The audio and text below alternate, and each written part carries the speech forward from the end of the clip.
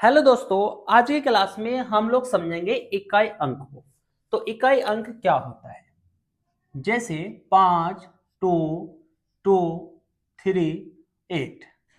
ये हमारे पास कोई नंबर है और इस नंबर का इकाई अंक क्या होगा? इसका इकाई अंक होगा लास्ट वाला 8। ये हमारा क्या हो जाएगा? इकाई अंक। किसी भी संख्या का लास्ट वाला अंक जो होगा उसको ही हम लोग इकाई अंक कहेंगे। तो इस संख्या का इकाई अंक हो जाता है हमारा 8। क्या हो जाता है? 8।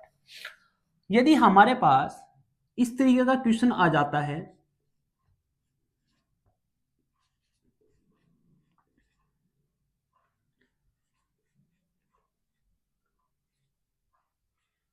अब इसका इकाई अंक किस प्रकार निकलेगा?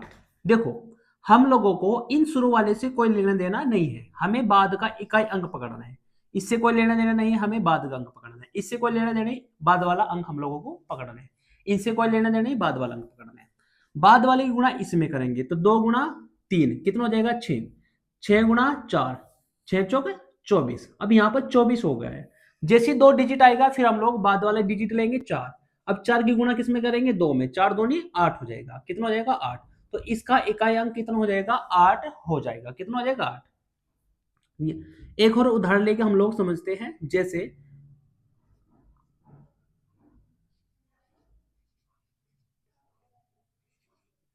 ये हमारे पास है, अब इसकी हम लोग को क्या करनी है? गुणा करनी है। इनसे कोई लेना देना नहीं है, इनसे कोई लेना देना नहीं है, इनसे कोई लेना देना नहीं है। ये 1 की गुणा 3 में करेंगे तो 3 ही कम 3 हो जाएगा। फिर 3 की गुणा किससे करेंगे? 2 से करेंगे तो 3 दूनी कितना हो जाएगा? 6। तो इसका इकाई अंक आ जाएगा 6। कितना आ जाएगा? 6 आ जाएगा। तो इस प्रकार से हम लोग गुणावाली निकाल सकते हैं। अब हमारे पास एक 5 होता है। यदि 5 गुणा कहीं पर सम संख्या नजर आ जाए, सम संख्या मतलब अभी समझाता हूं क्या मतलब होता है। तो हमेशा ही उसका इकाई अंक 0 रहेगा। कितना रहेगा? 0 रहेगा। और यदि हमारे पास 5 आ जाए और विषम संख्या आ जाए, विषम संख्या, तो उसका इकाई अंक हमेशा 5 रहेगा। उदाहरण से समझते हैं। जैसे मान लेते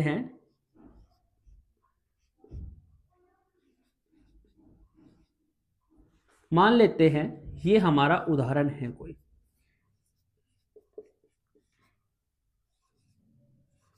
अब देखो, लास्ट में एक इकाई अंक 5 इसका है, एक इसका है, और एक 2 है, और एक 1 है। मैंने कहा यदि एक भी 5 के साथ कोई सम संख्या आ जाए, एक भी 5 के साथ सम संख्या, देखो 2 क्या है? एक सम संख्या है। 5 क्या है? 5 के साथ सम संख्या आ गई। 5 के साथ सम संख्या आ गई तो हमारा इसका हमेशा ही इकाई अंक 0 रहेगा। क्या रहेगा? 0 रहेगा। यदि हमारे पास इस तरीके का आ जाए तो इसका इकाई अंक क्या होगा? देखो, यहां पर हमारा 5 आ चुका है और 5 के साथ ये विषम संख्या है, ये विषम संख्या है। 5 के साथ विषम संख्या आ जाती है तो उसका हमेशा ही इकाई अंक 5 रहेगा। क्या रहेगा? 5 रहेगा। तो इस प्रकार से आप लोग गुणा वाले भी निकाल सकते हो। तो 5 वाला ये फैक्टर आप लोगों को याद रखना है। अब देखो, हमारे पास 0, 1, 2, 3, 4, 5, 6, 7, 8 और 9, 10 अंक होते हैं। हम इन 10 अंक को 3 भागों में बांटते हैं। 0, 1, 5, 6। दूसरा हो गया 4 और 9। तीसरा हो गया 2, 3, 7 और 8।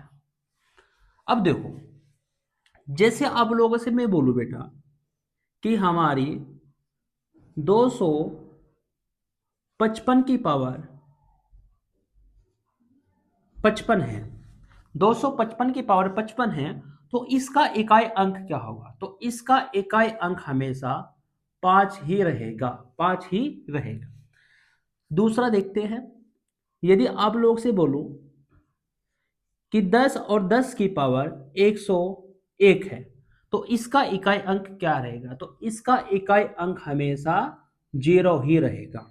यदि आप लोगों से मैं पूछ लूं कि 155 का आपका स्क्वायर हो गया 50, तो इसका इकाई अंक क्या रहेगा? हमेशा 5 रहेगा। देखो, यदि हमारा इनमें से चारों में से कोई भी इकाई अंक आ जाए, चारों में से कोई भी इकाई अंक आ जाए और उसकी पावर चाहे कितनी भी हो जाए, तो इकाई अंक हमेशा सेम रहेगा। क्या रहेगा? सेम रहेगा। जैसे यदि आपसे बोल दूं कि ये हमारा हो गया, इसकी पावर हमारी 25 हो गई, तो इसका इकाई अंक क्या होगा? लास्ट में कितना है? 6। और मैंने कहा कि इनकी कितनी भी पावर हो जाए तो इकाई अंक हमेशा सेम रहेगा, 6 का 6 रहेगा। ठीक है। अब इनका देखो, यदि 4 की पावर विषम रहे, 4 की पावर विषम रहे तो आंसर हमेशा 4 रहेगा। और यदि 4 की पावर सम रहे तो आंसर हमेशा, इकाई अंक हमेशा 6 रहेगा। और यदि 9 की पावर विषम रहे तो इकाई अंक हमेशा 9 रहेगा। और 9 की पावर यदि सम रहे तो हमेशा कितना रहेगा? 1 रहेगा। इसका उदाहरण समझते हैं जैसे करके, जैसे हमारे पास है, मान लीजिए कि 110 और 19 है की पावर 21 है, 10 और 19 की पावर 21 है, तो लास्ट में इकाई अंक कितना है? 9। 9 की पावर कितनी है? 21। 21 क्या है? सम है, विषम? विषम हो गई। यदि इसकी पावर विषम है तो इसका इकाई अंक कैसा क्या रहेगा? क्या रहेगा? 9 का विषम, तो इसका इकाई अंक हमेशा 9 रहेगा। यदि हमारा 2 2 और 9 की पावर 20 हो जाए, 20 क्या है? एक सम संख्या है। और यदि सम पावर हो जाती है तो क्या हो जाएगा? देखो, 9 की पावर सम है तो इकाई अंक हमेशा 1 रहेगा। क्या रहेगा? 1 रहेगा। तो इस प्रकार से आप लोग 4 और 9 का निकाल सकते हो। अब देखो, 2 3 7 8, अब इनका खेल समझते हैं। जैसे हमारे पास 102 है और इसकी पावर हम लोग ले लेते हैं 21। क्या ले लेते हैं? 21। अब जो इसकी पावर होगी उसकी पावर को आप लोग भाग लगाएंगे 4 से। किससे भाग लगाएंगे? 4 से। तो 4 से भाग लगाएंगे तो 4 पंजे 20, 20 आ जाएगा और शेष फल बचेगा 1। कितना बचेगा? शेष फल 1 बचेगा। अब जितना भी शेष फल बचेगा वो उसकी पावर कर दीजिए। देखो, यहाँ इकाई अंक 2 है तो 2 की पावर 1, तो इकाई अंक हमेशा 2 रहेगा। यदि आपसे बोल दूं मैं कि 103, 103 की पावर 22 है। कितनी है? 22। तो 22 को आप लोग 4 से भाग लगाएंगे। किससे? 4 से भाग। 4 से भाग लगाएंगे तो शेष कितना बचेगा? 2। 2 शेष बचेगा। अब जो 2 ये शेष बचा है, इस 3 की पावर हो जाएगा 2। अब 3 की पावर 2 मतलब 9, तो इकाई अंक कितना हो जाएगा? 9 हो जाएगा। यदि आप लोगों से बोलूं कि 102 है की पावर 20 कर दो, कितनी कर दूं? 20। अब यदि आप लोग 20 को 4 से बाहर लगाएंगे तो शेषफल 0 बचेगा। क्या बचेगा? शेषफल 0 बचेगा। लेकिन आप लोगों को इस 2 को 0 भाग 0 पावर नहीं लगाना है। जब भी शेषफल 0 बचेगा तो आप लोगों को 4 पावर रखनी है। कितनी रखनी है? 4। अब इसकी 2 की पावर 4 का मतलब क्या होता है? 2 गुणा 2 गुणा 2 गुणा 2, तो हो जाता है 2 दूनी 4, 4 दूनी 8 और 8 दूनी 16। भाई 2 दूनी 4, 4 दूनी 8, 8 दूनी 16, तो हमारा आएगा 16। अब 16 में इकाई अंक क्या रहेगा? लास्ट का 6। क्या रहेगा? 6 रहेगा। तो इस प्रकार से आप लोग 2 3 7 8 का भी इकाई अंक निकाल सकते हो।